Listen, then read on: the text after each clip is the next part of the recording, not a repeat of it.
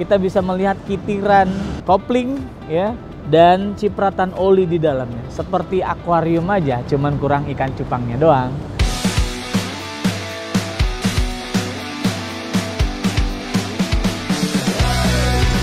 Ducati merilis model Naked Superbike yang dikembangkan dari model Panigale V4. Sisi performance terbilang cukup kuat dengan tenaga 205 horsepower dari mesin Desmo CDG Stradale 1100 cc. Ducati Street Fighter V4S ini satu-satunya unit Street Fighter V4S yang full paper dan dimodifikasi. Sektor apa saja yang dimodifikasi? Nanti kita akan bahas bersama ownernya. Halo Bro Rick. Gue Rick, gue adalah pemilik dari Ducati Street Fighter V4S yang ada di belakang.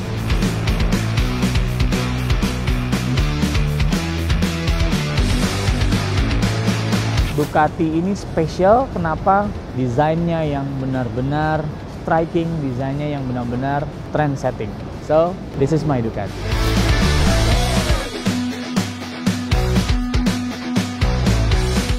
Ini adalah unit Ducati satu-satunya yang resmi dari ATPM Ducati Indonesia. Ini adalah unit tahun 2020 dengan registrasi di tahun 2022. Dia dengan standarisasi Euro 4. Gue terkesan banget sama Ducati Street Fighter V4S dengan desain yang simple sebagai kelas leader, sekaligus elegan serta aerodinamis. Jadi kenyamanan yang diuntungkan dari Ducati ini memang sangat berguna bagi si penggunanya. Jadi inilah motor ciri khas dari Ducati Street Fighter asalnya dari Italia. Gue penasaran nih, kok di decal lu ada angka 9? Apa sih arti dari angka 9? Gue seneng sama numbers. Ya, terutama numbers di ATM. Oke. Sebenarnya angka 9 ini memang salah satu angka favorit gue. Tapi luckily again, angka 9 ini disematkan oleh Ducati saat motor ini dipinjam saat acara MotoGP kemarin. Mereka memberikan nomor sesuai urutan motor yang mereka pakai untuk display. Kebetulan motor gue yang display ke 9.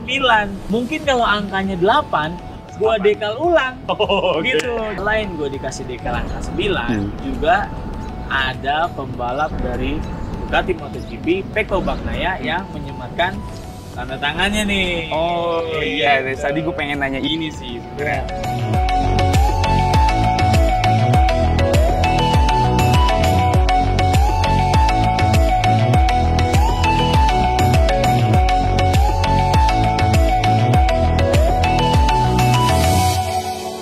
Tampilan layar jelas sangat berbeda dibandingkan dengan speedometer yang konvensional. Saat berkendara dari terang ke gelap, saya kasih contoh misalnya saya lewat terowongan yang tadinya terang, itu backlight dari speedometer akan berubah pada saat saya masuk ke terowongan agar mata saya masih bisa menangkap semua sinyal yang dia berikan dengan baik. Jadi layar TFT jelas dong, layar yang menurut saya paling baik sekarang untuk motor. Dengan depannya ini, sisi wingsnya bisa downforce sampai 28 kg dengan kecepatan 207 kph. Jadi Street Fighter ini mempunyai ciri khasnya sebagai motor Ducati yang elegan. Untuk modifikasi itu barang-barang inden guys. Kalau parts indennya nggak ada, ya jadi hanya ada beberapa lah yang mungkin harus menunggu sekitar seminggu ya. Tapi sisanya nggak ada. Nah, sekarang kita bicara pernak-pernik yang saya sematkan di motor saya. Saya menggunakan clear clutch dari Ducabike. Clear clutch ini lazim digunakan oleh para penggemar Ducati. Clear clutch Ducabike ini originally comes from Italy. Fungsinya sama seperti standar, tapi secara look jelas berbeda. Kita bisa melihat kitiran kopling ya dan cipratan oli di dalamnya. Seperti akuarium aja, cuman kurang ikan cupangnya doang. Jadi fungsi clear clutch buat gue, the essence is only for people to look.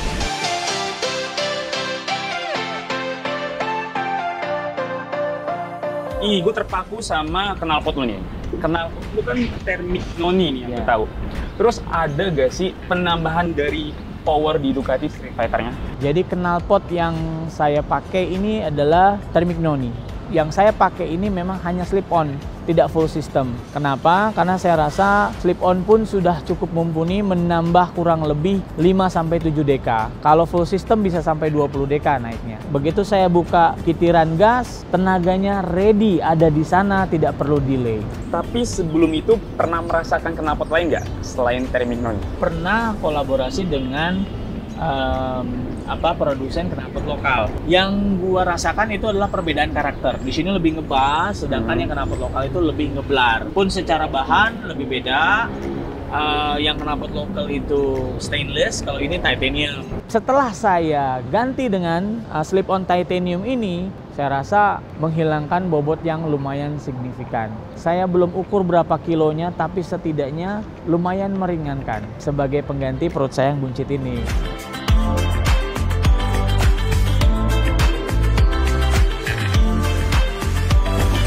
Dengan velg Marchesini di Ducati Street Fighter yang membuat motor ini tuh semakin elegan. Tidak hanya elegan, tapi bobot dari motor ini 178 kg menjadi semakin ringan dengan aluminium dari velg Marchesini.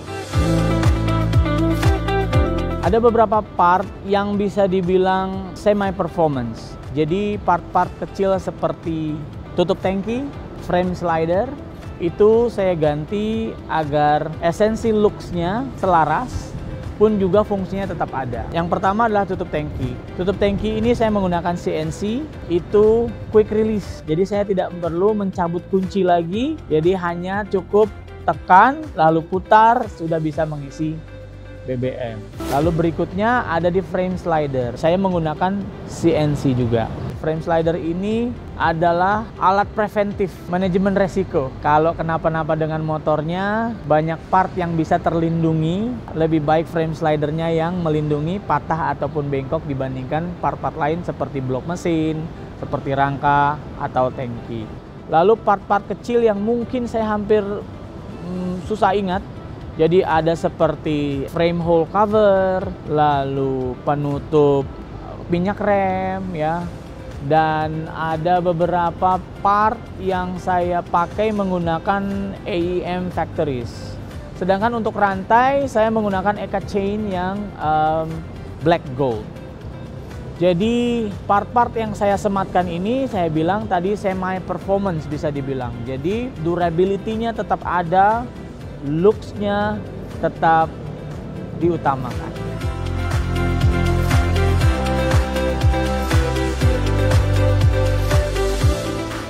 Nah, yang gue tahu di Ducati Street Fighter ini ada yang namanya Ducati Wheelie Control.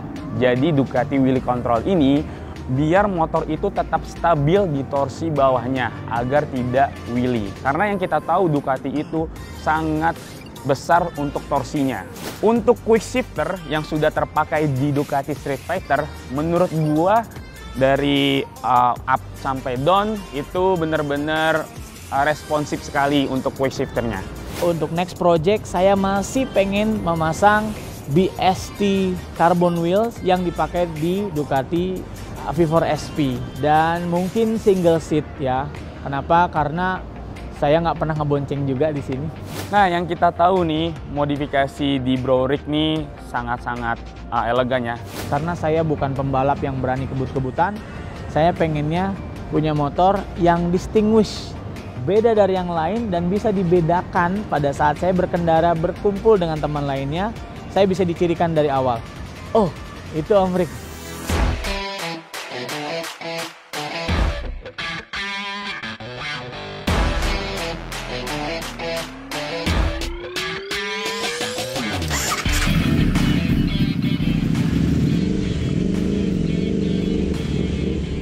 Jadi kalau orang-orang selalu ngelihat, Om Rik kalau naik motor tuh selalu matching ya, mix and match-nya tuh selalu sama, sepatu, helm, dan segala macam.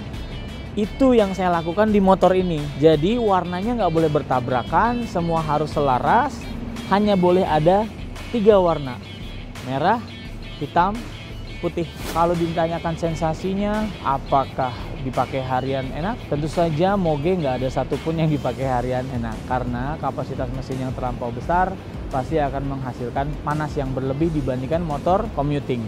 Tapi untuk unit ini saya bisa bandingkan dengan unit moge yang lain atau dari kompetitor lain. Ini merupakan moge yang enak banget dipakai buat harian. Jangan lupa like, share, and di subscribe dan di komen nih. Bila motor teman-teman mau di review, langsung aja komen di bawah ini. Ditunggu untuk video-video selanjutnya dari Black Experience.